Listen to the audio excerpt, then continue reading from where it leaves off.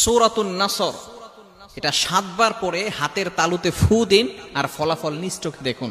আল্লাহ পাক রব্বুল আলামিন আপনাকে সফলতা ও বিজয় দান করবেন। সূরা নাসর, ইদা জা নাসরুল্লাহি ওয়াল ফাতহ ওয়া রাআইতান নাস ইয়াদখুলুনা ফি দীনিল্লাহি আফওয়াজা ফাসাব্বিহ বিহামদি রাব্বিকা ওয়াস্তাগফির ইন্নাহু কানা তাওয়াবা। এই ছোট্ট সূরাটি আমরা সকলেই জানি, ঠিক কি না? পবিত্র কোরআনুল কারীমের ভিতরে অন্যতম একটি সূরা। নবীজি সাল্লাল্লাহু আলাইহি ওয়াসাল্লামের একেবারে শেষ জামানায় এই সূরা নাজিল হয়েছে। আল্লাহ পাক রব্বুল আলামিন এই সূরার মাধ্যমে জানিয়ে দিয়েছেন, ইদা জা নাসরুল্লাহি ওয়াল ফাতহ, অবশ্যই আল্লাহর সাহায্য আসবে, বিজয় আসবে। ওয়া রাআইতান নাস ইয়াদখুলুনা ফি দীনিল্লাহি আফওয়াজা, মানুষ দলে দলে ইসলামের দিকে, ইসলামের ছায়াতলে হাজির হয়ে যাবে, ইসলাম ধর্ম গ্রহণ করবে। খুবই চমৎকার একটি সূরা। ফাসাব্বিহ বিহামদি রাব্বিকা ওয়াস্তাগফির। এজন্য আমাদের কি করতে হবে? আল্লাহ তাআলার প্রশংসা করতে হবে। বিজয় যদি আনতে চাই, সফলতা যদি আনতে চাই, বেশি বেশি ইস্তিগফারের আমল করতে হবে।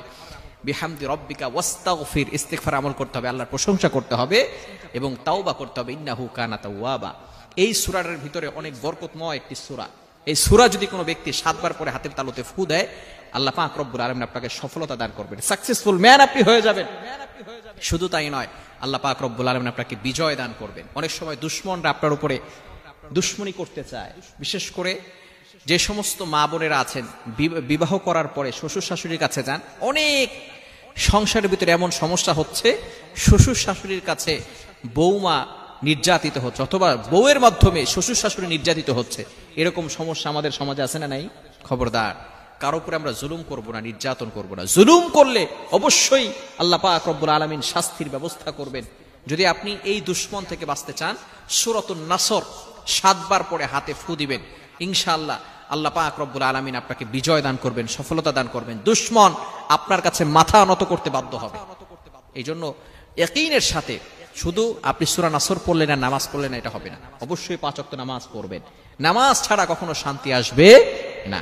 নামাজ পড়বেন, আল্লাহর কাছে দোয়া করবেন এবং দুশমন থেকে বাঁচার জন্য আরো একটি ছোট্ট আমল আপনি করতে পারেন।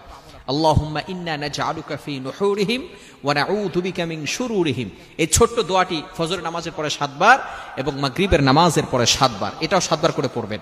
পড়ে যখন আপনি পড়বেন, তখন আপনি যারা আপনার সাথে দুশমনী করছে তাদের কথা আপনি স্মরণ করবেন। দেখবেন ইনশাআল্লাহ কয়েকদিনের ভিতরে দুশমন আপনার কাছে মাথা নত করতে বাধ্য হবে। এজন্য আমরা ইয়াকিনের সাথে পড়বো, ট্রাস্ট করবো যে আল্লাহ তাআলার কোরআনের ভিতরে পাওয়ার রয়েছে। কোরআনের আমল করলে, কোরআনে আমল করলে আল্লাহ পাক রব্বুল আলামিন আমার জন্য সহজ করে দিবেন। দুশমন আমার কাছে বিজয় লাভ করতে পারবে না, দুশমন আমার কাছে মাথা নত করবে।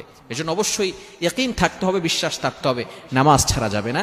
এবং অবশ্যই এই দোয়াটি আমরা পড়বো, আল্লাহুম্মা ইন্না নাজআলুকা ফি নুহুরিহিম ওয়া নাউযু বিকা মিন শুরুরিহিম। এটা পড়বো যাতে করে আল্লাহ পাক রব্বুল আলামিন দুশমনদের দুশমনী থেকে, হিংসুকদের হিংসামি থেকে আমাদেরকে হেফাজত করেন। ছোট ছোট বাচ্চা আছে, বাচ্চাদের মাথায় আমরা এটা পড়ে ফু দিয়ে দিব, আল্লাহুম্মা ইন্না নাজআলুকা ফি নুহুরিহিম ওয়া নাউযু বিকা মিন শুরুরিহিম। তাহলে বাচ্চাদের উপরে কেউ দুশমনী করতে পারবে না। অনেক সময় সংসার নষ্ট করার জন্য মা বাবার উপরে তাবিজ করে থাকে, বাচ্চাদের উপরে কি করে থাকে? তাবিজ করে থাকে। এগুলো থেকে বাঁচার জন্য এই আমলগুলো আমরা করবো। 5 ওয়াক্ত নামাজের পরে এই আমলগুলো করার চেষ্টা করবো। আল্লাহ তাআলা আমাদের সকলকে বুঝার তৌফিক দান